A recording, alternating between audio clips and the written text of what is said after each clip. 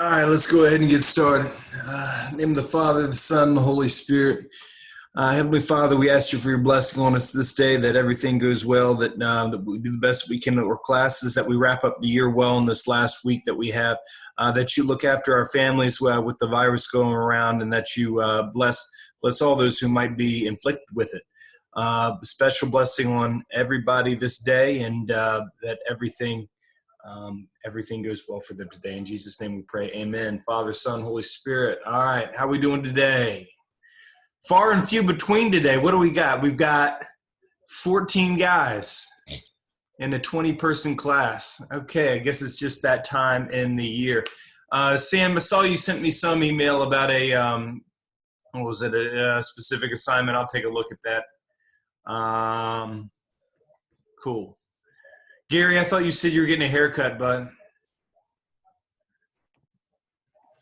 My person's coming to my house. She hasn't come. I mean, like, what am I going to do? Am I going to kick you out? No, I'm not going to kick you out for a haircut. That wasn't the thing. But I'm more of just kind of like, whenever you get on now, it's like you've got this number going. You look at yourself. No, it's still curly. You look at yourself a little bit and you do this. I have to, unless I'll go down here. Yeah. Okay. I think it's just because you're a metrosexual, but I still don't even know what that means. Look it up. I think when you look it up, you'd be like, yeah, that's about right.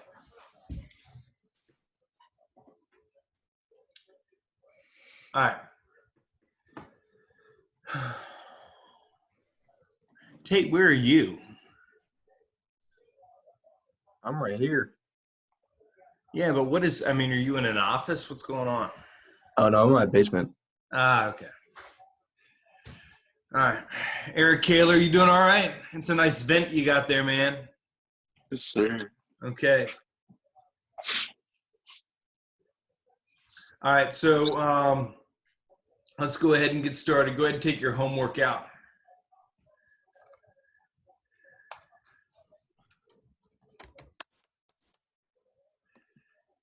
And the first question, just unmute yourself if you want to answer it. And for somebody who wants to answer part A, describe the actions of each of the following powers in the first few months of World War II after Hitler had invaded Poland. So we discussed it up up. We didn't quite get to the Hitler invasion, but we discussed pretty much everything up to that. What did Britain and France do according to the textbook?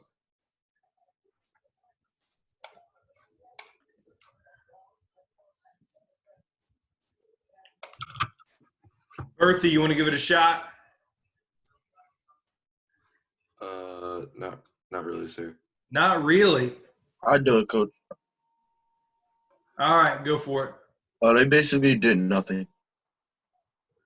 Yeah, they did nothing. They didn't do anything. They declared war, but they didn't really want to fight the war. There was a word for it. They called it the false war or the phony war, meaning like everyone declared war, but they didn't do anything really against each other. And so this allowed Hitler to do some things.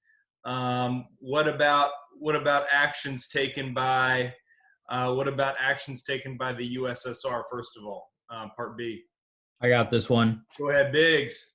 So they took over the Baltic countries including Lithuania, and they declared war on Finland, starting the Winter War. Good. Yes. Yeah. Declared war on Finland. They made some moves up in the northern part of Europe. Good.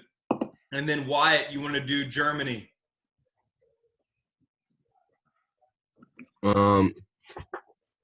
They they just kept gathering their armies, right? Gathering their armies. They kept building up. Okay, they were basically. This is the time that they're going to be building up. Did anybody see anything else that they were doing? Made alliances with Italy and Japan. Right. Yeah, they're going to be in the process of making alliances. So they're going to get involved with Japan. They're going to get involved with Italy. They're not going to sit around and do nothing. Okay, so that's the point. All right. Good. Next question is, when did Mussolini and Italy decide to get involved in the action, and what prompted their decision? Brian Smith. They got into the action on June 10th, 1940. They what prompted their decision was the fall of Paris and other German victories. Fall of Paris, other German victories. They see that Germany's kind of kicking butt, and they say, they're gonna start winning. So they wanna get in the action too. Let's see. Next question. Tate, why don't you take this one? What were the terms of the armistice signed by France and Germany? All of France north of the Loire River fell under German control. French government will control the rest of the land, but would have to disband most of its military and pay the cost of the German occupation of the north. Right. They're going to set up a puppet government set up under one of their France's old World War I generals that's supposed to report to Hitler. So if we were in class, I would show you a really cool coin. You know what? Screw it. I'll be right back. I'm going to show you guys a sweet coin from France-occupied Germany. I'll be right back. Sweet.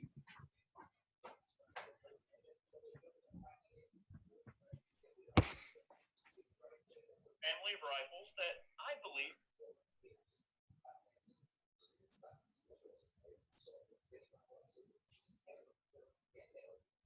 Gary, why he come for you? Oh no, he old. Here we go. We seen that. All right, here we go.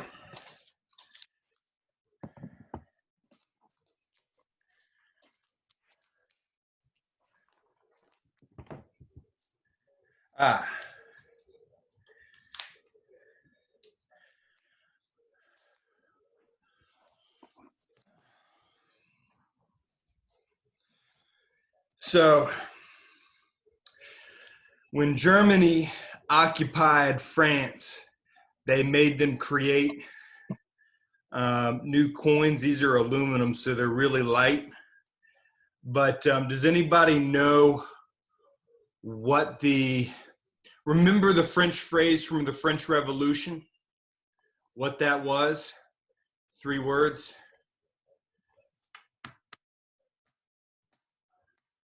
No? What were the 3 words that was kind of their catchphrase?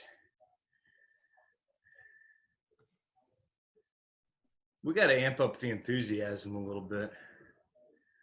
Talking about Liberty. World War II. This is. I mean, it doesn't get any better than this. It's 9 o'clock, Coach.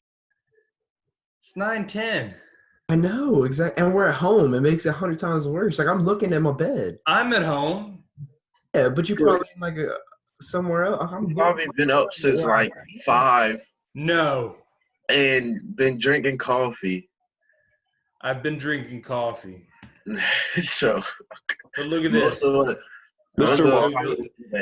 The German, the French phrase was. Liberty. Logan Melendez knew this. Go ahead, Logan.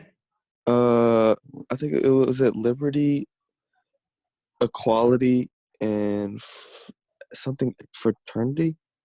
Liberty, liberty, equality, fraternity. Correct. And so they changed the phrase. And I want you to think about, when you see this, how this illustrates fascism. So let's see if you can see this here.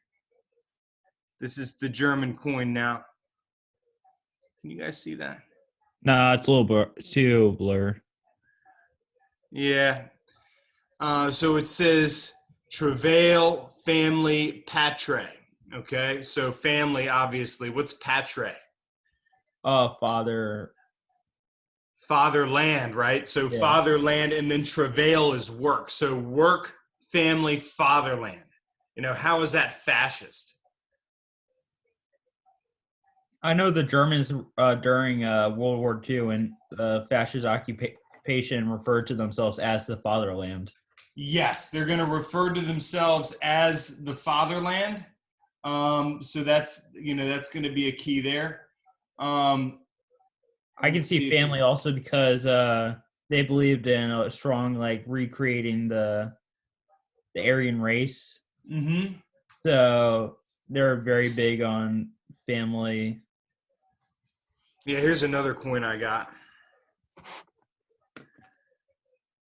See the swastika in there? That's a German coin. Is that like a ring under the bird? A what? It's like it's a wreath. But Oh. you see inside the wreath there's a swastika. Oh, you can't really see. I bet if I highlighted my screen you could see it.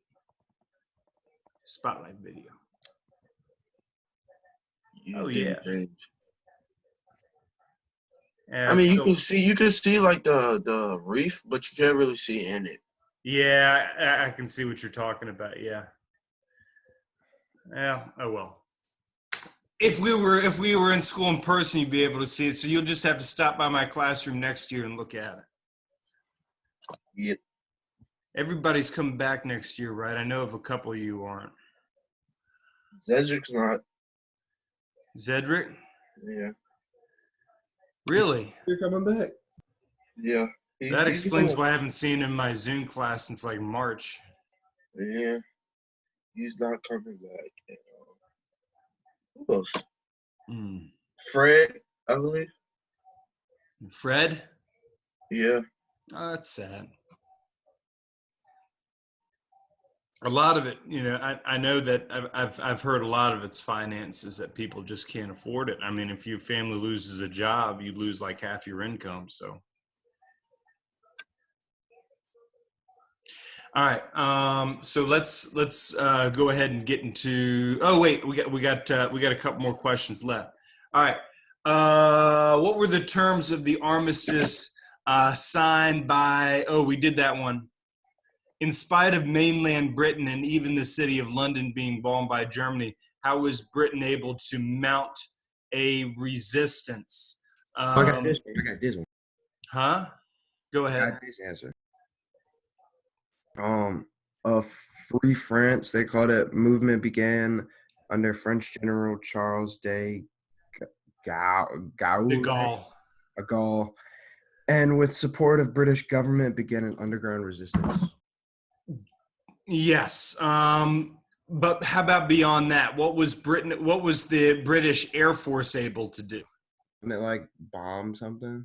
Yeah, Yeah, they and bombed Berlin. even though they were getting bombed and like, Germany was winning like every single battle, they were able to send a bombing party to the city of Berlin, and Hitler had to go and bunker, which actually really pissed him off.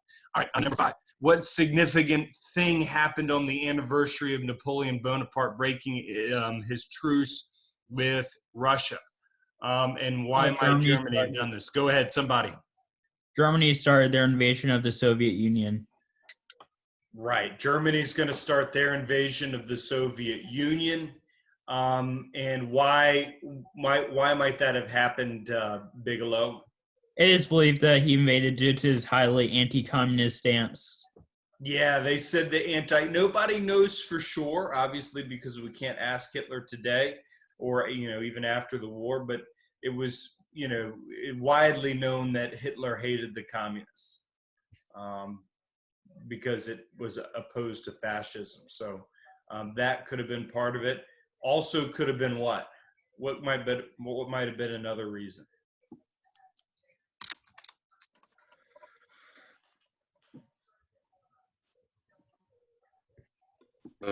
Maybe a preemptive strike. Preemptive strike. You want to be the first one to attack, not the second one. Okay, that's a good way to lose if you're the second person to attack. Number 6. I got this one. Go ahead.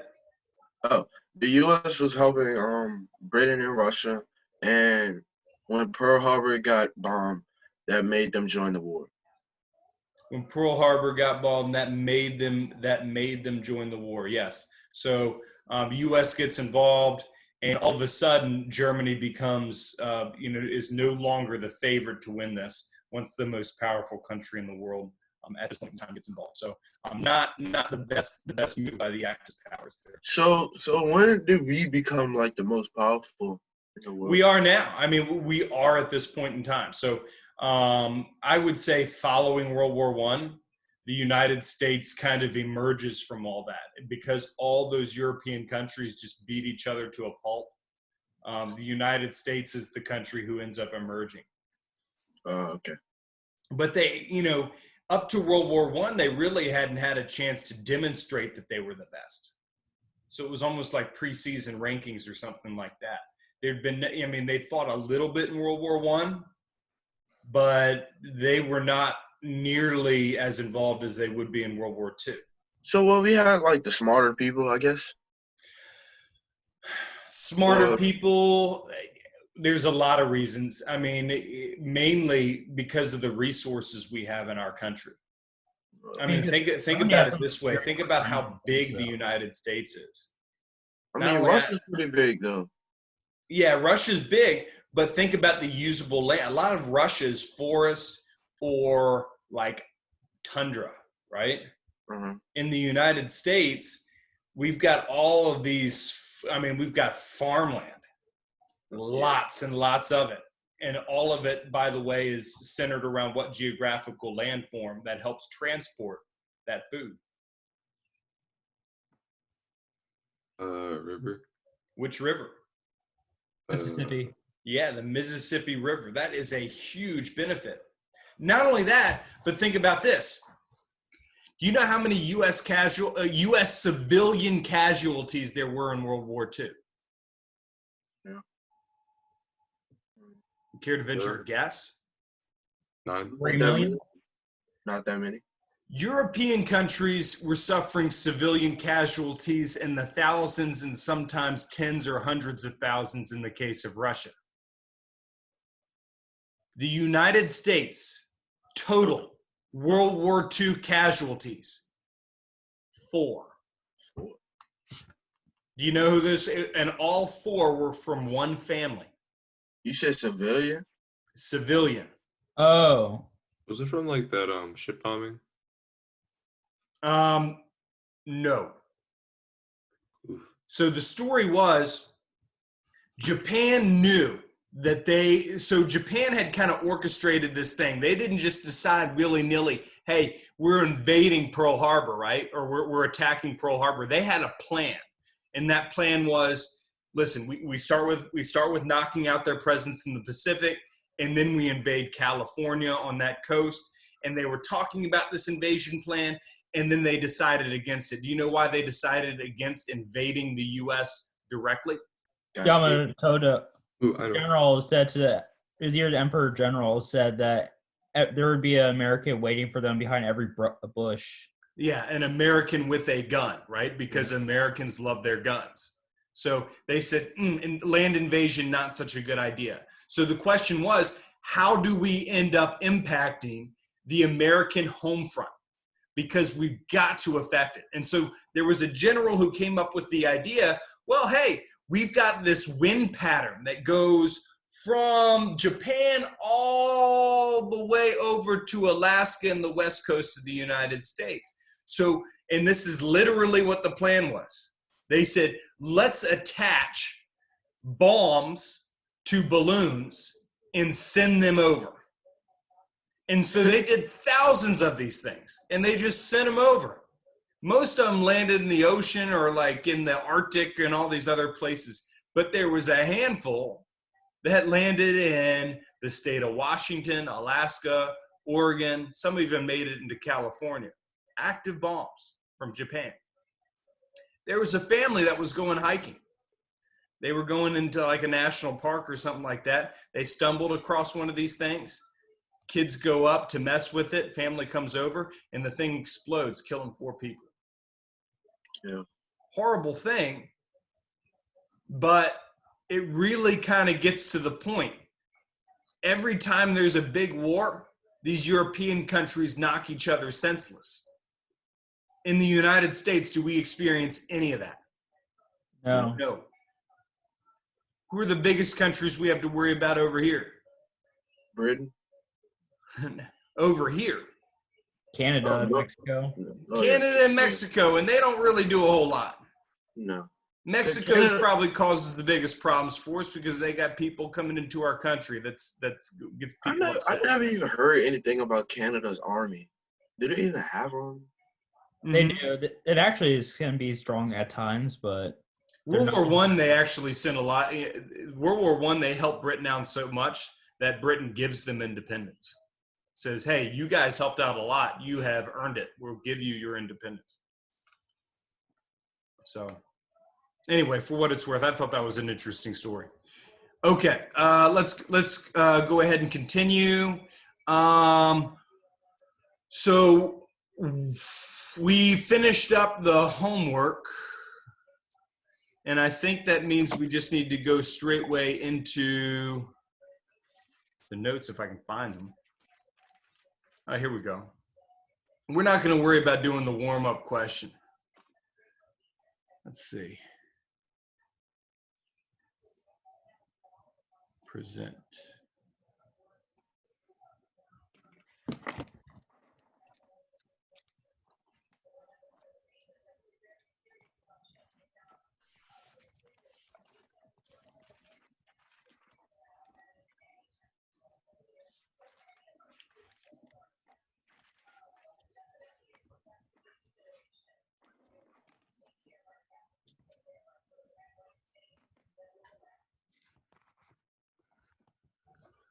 Okay, can you guys see this? Should be able to. Okay, so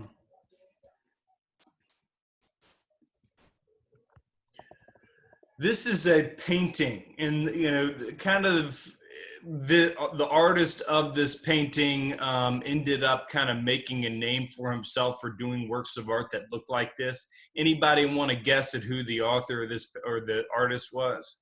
Pablo Picasso. Yeah, it's going to be Picasso. Anybody know where Picasso's from or Picasso's from? Not maybe somebody besides Bigelow.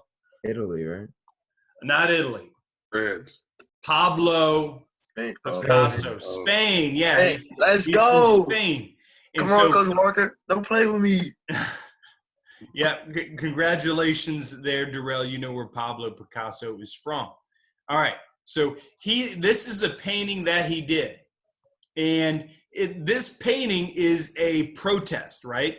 And can anybody tell what in the world's going on? First of all, what do you see?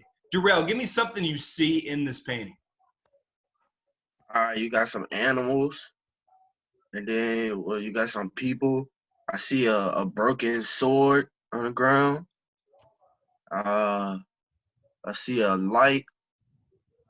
Um, Okay. Tate, do you have anything to add? What do you see, Tate? I see a bull. I Okay, so see what would you imagine the scene is, Tate? Where are we? in a dark room, looks like. In a dark room with livestock, so maybe where are we? A barn. A barn. Farm, yeah, farm. A barn. And what do you think? I mean, is this a good scene that's happening here? Are they celebrating something? I mean, what would you imagine? look like a stampede or something. A It kind of- stampede. Would it be safe to say that this is chaotic? Yeah, very. Yeah, I'd agree with you.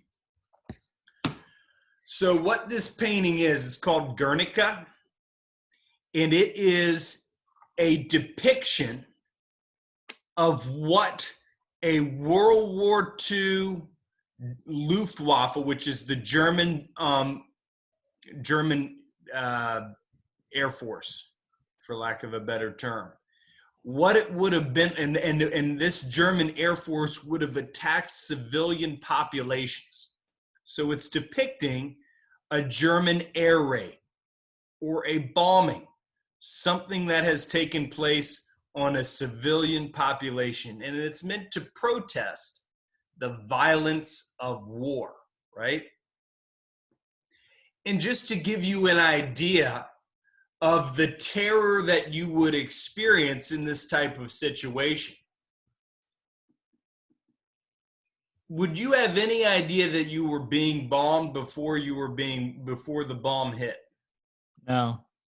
You don't think so, Bigelow? Actually, you could probably see hear the siren, the air raid siren. There you go. So When the Luftwaffe would angle their plane, they had an air horn that would go off, okay? Meaning that they were angled down and they were getting ready to drop their bombs. And this siren, you would be, sitting around minding your own business and you would hear the plane in the background, a small motor. And you knew there was a problem when you began to hear a loud, distant noise in the background that sounded a lot like this and got louder.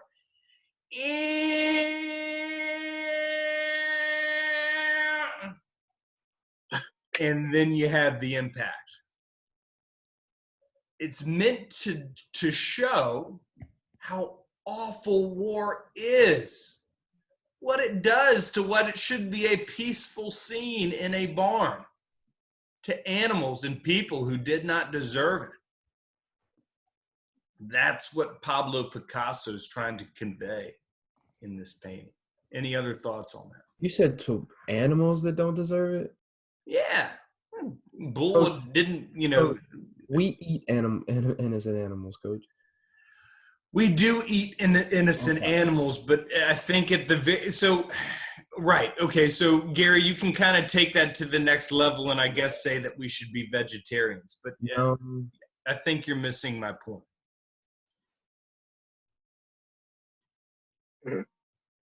All right. You guys are killing me. All right. So let's talk about the point of the war. We're going to talk about Germany kind of dominating the scene or kind of dominating the landscape, and then we'll move on. So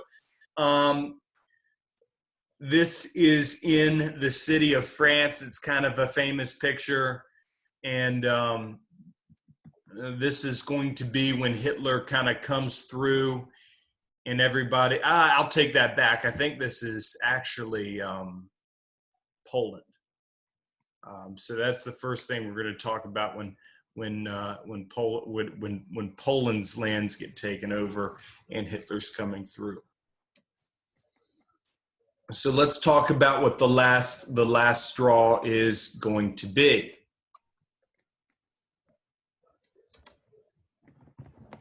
I'll let you get that. I'm going to get some more coffee.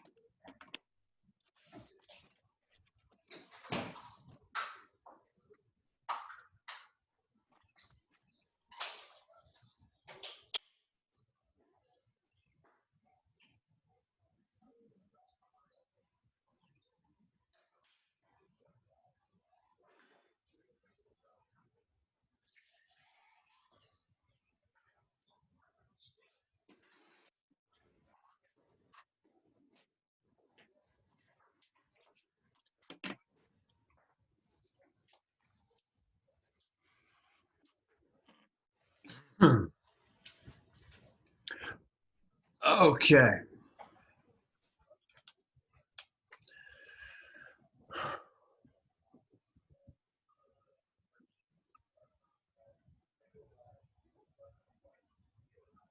So let's kind of review a little bit. What sort of actions had either Japan, Italy, or Germany taken to this point? Somebody besides Bigelow. Bigelow, you're going to be my safety net today. He's that every day. I know. How about Eric Kaler? What do you think? What was the question, Kevin? Oh, big Eric Kaler caught him with his pants down. I just went to the bathroom. Oh, yeah. I literally caught you with your pants down. What sort of aggressions had either Germany? So give me an aggression by Germany, Japan, or Italy.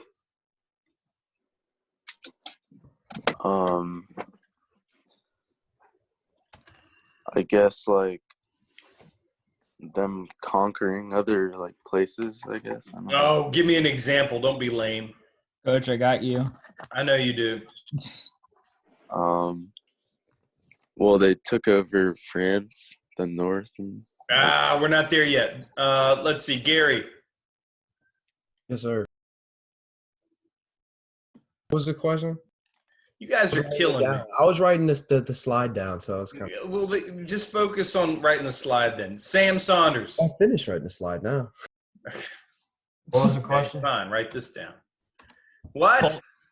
I got it. Bigelow, answer the question. You guys got to pay attention. Germany invades Poland. Japan invades Manchuria. Italy invades Ethiopia. Okay, good. Yes, those sorts of things have taken place. We hadn't yet talked about Hitler invading Poland. That's going to be this slide. But they invaded Czechoslovakia. They invaded that region right between France and Germany known as The Rhineland or Rhineland. Okay. And they had increased the size of their troops. And to this point, European countries hadn't really done anything about it. Why? Because they were practicing the policy of appeasement. Appeasement. Thank you. Bigelow, you're my safety net, not my first answer, dude. Sorry. All right. Hitler, everything he does is calculated. We got to keep that in mind. And to this point in time, we got to keep in mind also that he's been talking with his generals, and his generals are saying pretty much with everything Hitler says, no, you're being too aggressive. You know, this you're doing too much. You're doing too much of this. If you invade here, they're gonna declare war on you and all this other sorts of things. He ends up proving them wrong every single time, okay? Because he ends up invading Czechoslovakia. They don't do anything. He ends up building up his military force. Those countries do not do anything. And it's all with the idea of that they allow them to kind of get to the point where they are back to their old borders, and hopefully they'll end up stopping there. Well, they weren't stopping. And so when Hitler invades Poland, this is really the first time we see this idea of blitzkrieg being lightning war. Did we discuss this last time? Did we discuss blitzkrieg? No. Okay. No. What does blitzkrieg look like? On a battlefield, what would that look like?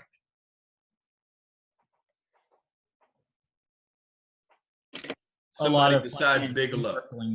A lot of flanking. And Somebody besides Bigelow. No idea. No idea. Gary, what's a blitz? No. What? A surprise attack. Like in football?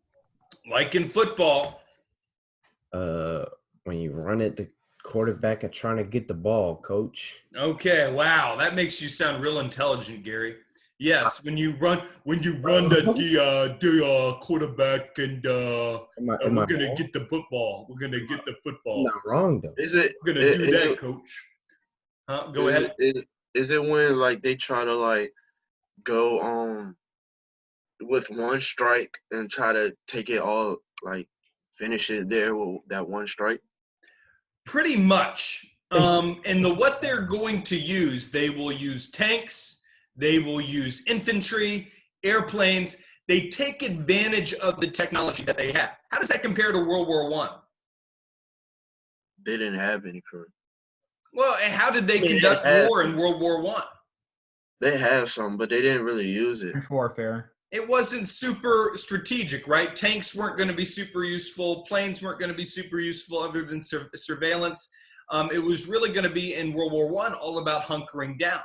And the problem, the misconception for all of those big powers was like, hey, this is going to be the same type of war. Everyone's going to hunker down again, and we're going to be in our trenches, and we're going to do the same thing we did last time. Well, Hitler wasn't about that life. And what he's going to do is he's going to send all of these units as quickly as possible. And then he's going to have these highly specialized units, these SS forces. And then literally, these guys are running into battle. And they don't stop running. They will hit a hill. They'll just roll down the hill. They will literally roll down the hill. And then they'll get back up, jump over a creek, and keep going. And so they'll end up covering a lot of ground over a short period of time, and forces just didn't have time to react. And so they just crushed Poland. And I'm going to show you some numbers here in a second. But while that's happening, Stalin ends up taking over those Baltic nations, the Baltic nations being Estonia, Lithuania, Latvia, and taking over parts of Eastern Europe because they have this non-aggression pact. And it sounds really good because how does this give them an advantage over from what happened in World War One? Bigelow. There's no two-front war. Yeah, they signed this pact.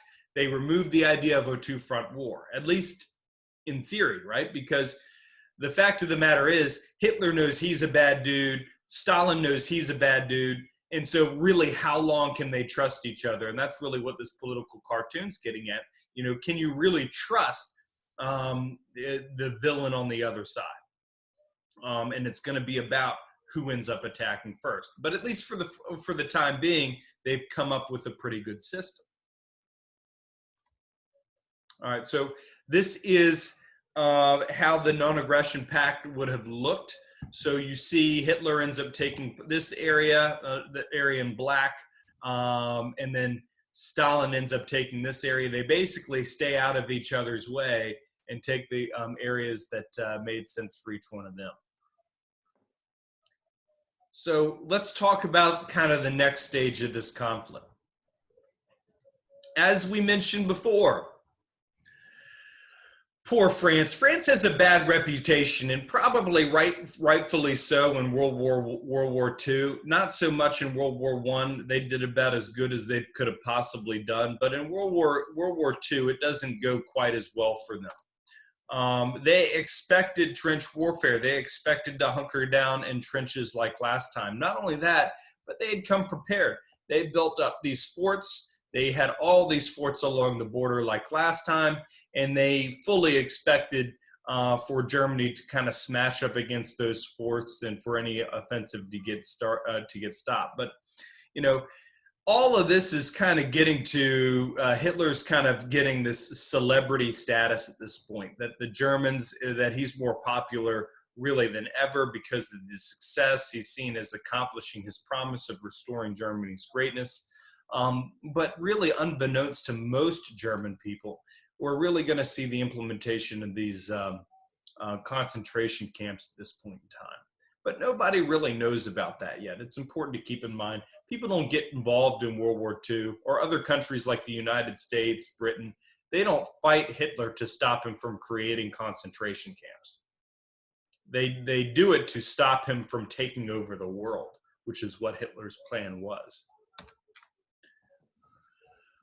So they built this line of forts. It's pretty much, if you remember kind of where they were with the trenches, it's called the Maginot Line. It's on the border with Germany. They have all of these forts ready to kind of deal with any sort of German offensive. Germany, on the other hand, did a blitzkrieg attack. Wouldn't you know it? They do the same thing going through Belgium. Belgium falls quickly. And what ends up happening is, and if I had a map, I would draw it on my whiteboard, is it's pretty much this inaction of the Schlieffen Plan again. Britain sends all over a small force, like they did in World War One, and what they find is that they just aren't ready for this German blitzkrieg, and they aren't ready to deal with it. France isn't ready to deal with it. The Germans end up going around that Maginot line again, going through Belgium, and end up defeating France. And so France is defeated by the combined forces of both Germany and Italy. Once they see that Germany is successful, they get involved in the South. And so the question then becomes, well, Germany's pretty much taken all of the Allied foothold on continental Europe. And what ends up happening, and if you've seen the movie Dunkirk, you'll remember what I'm talking about. Oops. But they get trapped in the city of Dunkirk. Is that the one where they was on forces. Go ahead. Is that the one where they was on the sand and then they found like this boat and they like stayed in the boat for a while and then it was like a sniper and then they was all trying to get out and then oh yeah, I know what you're talking about. Yeah, exactly. So they end up getting surrounded, and it's not a small force. It's about 400,000 Allied forces combined between France and Britain. And if they lose that, it's likely that the United States isn't even going to have a shot to get involved, and that this war is going to be over before it began. Yeah, and just to kind of give you a picture, so Darrell, he's seen the movie. Raise your hand if you have seen that movie.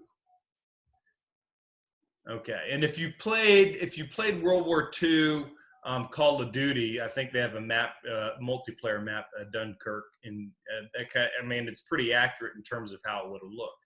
How did they end up getting the British soldiers out of there? Because the Luftwaffe had no trouble, was dominating the air, and so they couldn't airlift them out because the German Air Force was just too strong. How did they get them out?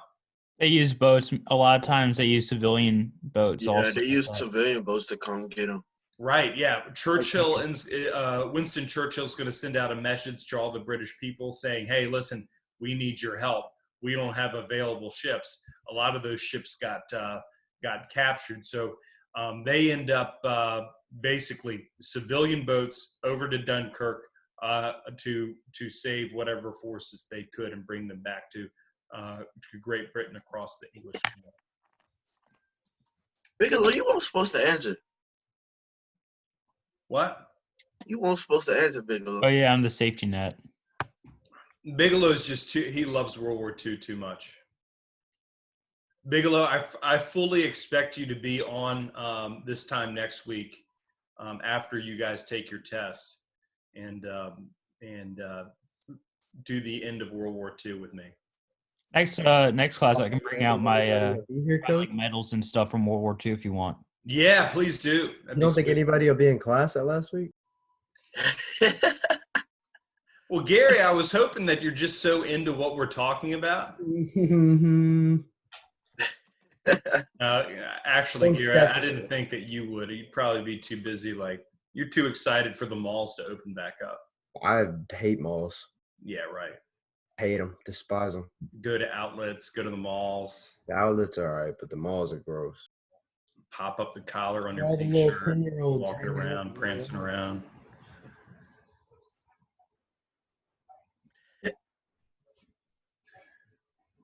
All right, this will be the last slide we end up doing today. Okay, so there's actually a pretty sweet picture of Hitler going into Paris himself with a lot of his officers.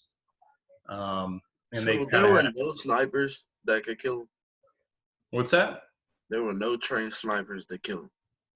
I mean, he had taken Paris at this point. I guess there might have been, but I mean, he had pretty much taken Paris, and so the French army was donezo at this point. and they had already left, most of them, to Great Britain. So what we see is a successful, what they couldn't do in World War I, Hitler successfully accomplishes in World War II. He successfully completes that Schlieffen Plan. And so it's pretty much the same story. You see this movement from Belgium into these southern parts. Notice that the Maginot Line is about right here. They completely avoid that line and they come through the north again. And then they end up working their way through the rest of France. Italy's going to come up in this direction, and soon all of France is going to be taken over, no problem. And just to give you an idea, this is what you would have seen. This is how big Germany's territory got the Axis powers territory got. And so you're talking about in an empire that was essentially the same size as any of the world. So they took Russia? Well, okay, so this is eventually we're going to discuss a break in the pact. But they haven't, this is in the works right now, but they haven't done it. They're secretly planning to break their treaty with Russia. Okay? So this would be the greatest extent. This would be as big as they would end up getting. So to give you an idea of how effective Blitzkrieg is, they defeated Denmark in 24 hours. Norway was defeated in 23 days. Belgium, 18 days. France, 39 days. Greece, 21. Crete, 11. Holland, 5. Poland, 27. Yugoslavia, 12. So countries were falling like dominoes to these guys. And there were projections about what would happen if they did Russia. And all of the experts were saying, yeah, we won't, they differed as far as how long it would take, but they were confident that Russia could be taken. Denmark didn't have no hope. No, they struggled. Of course, Denmark is kind of in a tough spot because they're on a peninsula. And so Germany could just rush up there and basically knock them into the sea. That's great. All right, so let's discuss this and then we'll be done.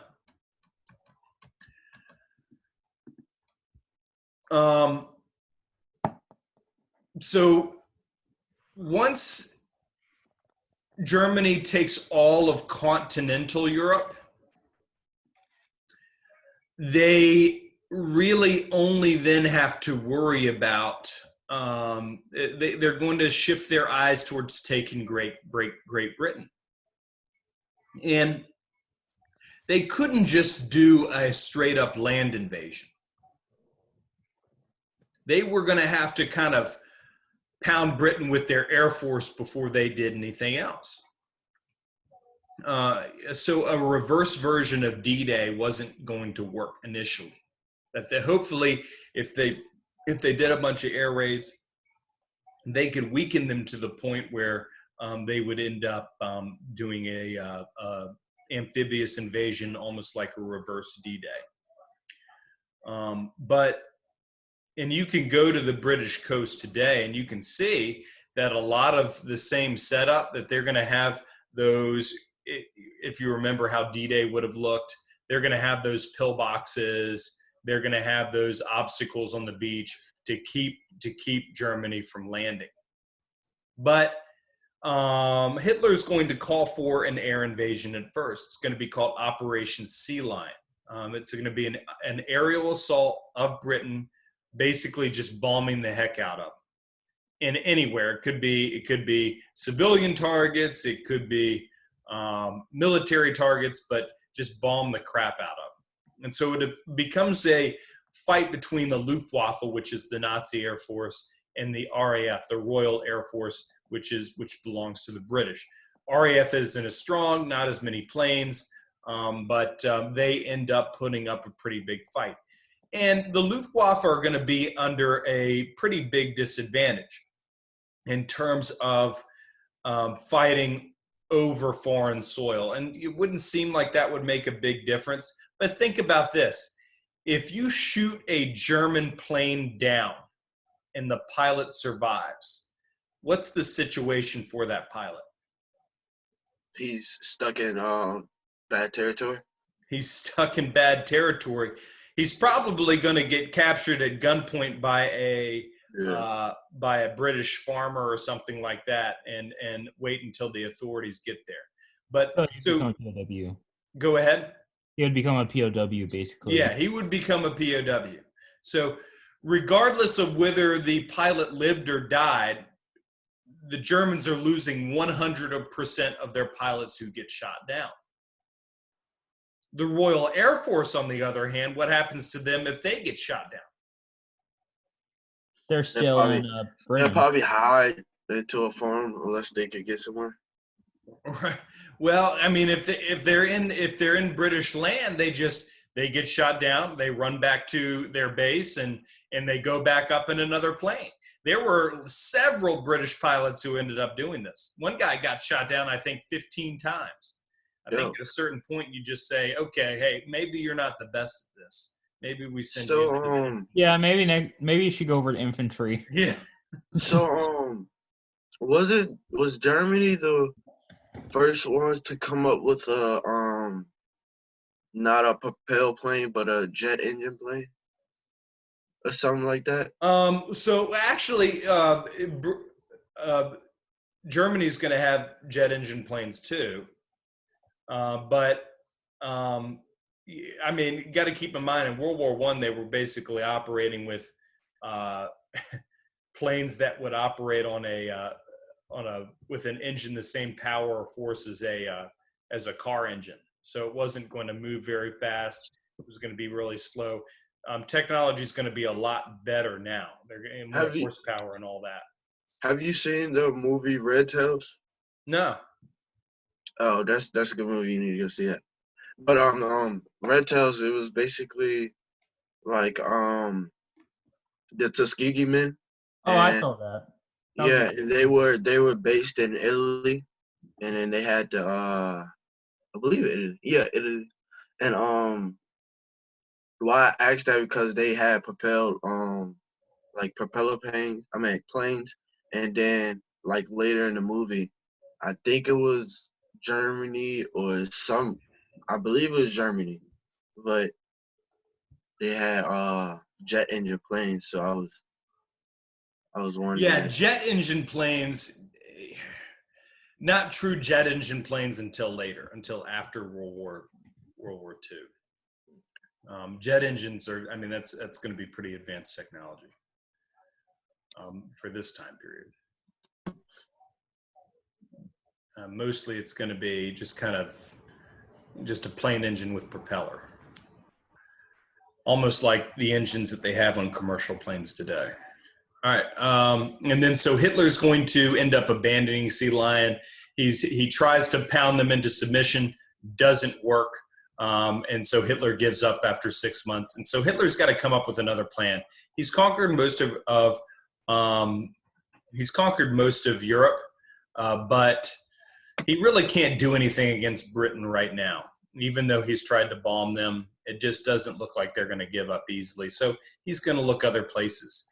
And he begins to start thinking a little bit harder about the Soviet Union and whether it would make sense to do something against them. Once you guys have this, I've kept you 3 minutes over. Thank you for being engaged and just kind of following what's going on. We've got a test. Remember, on Monday. Okay, so that's next class. What I'd like to do is when you guys show up for class, I'll give you the link for the Flexi quiz, and you just take it based off the notes that we've been taking. All right. See you, Coach. All right. See you later. Thanks, sir. Mm-hmm. What's the time limit going to be like on that test, sir? So I'll give you guys, if you know, I can't require that you're gonna that you take the test with me on Zoom, but if you do, I'll give you an extra 10 minutes. And then, of course, you'll be able to ask me questions. So it'll be a 40-minute test if you don't take it with me on Zoom. It'll be a 50-minute test if you do. So how will you be able to give us extra time if we're on the Zoom? When is it? When are we? What do you mean? Like, is it timed in the actual, like? It's timed on FlexiQuiz. Yeah. So can you like just add time? So I'll be on Zoom with you. You'll have Zoom up and you'll have Flexi Quiz up, and you'll be taking the test. And I'll just be sitting here with you. And if you have questions, you can hit me up in the chat. Okay. Coach, when is it? All right. So When are we taking the test again? On Monday. Okay. All right, Coach. I gotta get in my next class. See you. All right, do that. All right.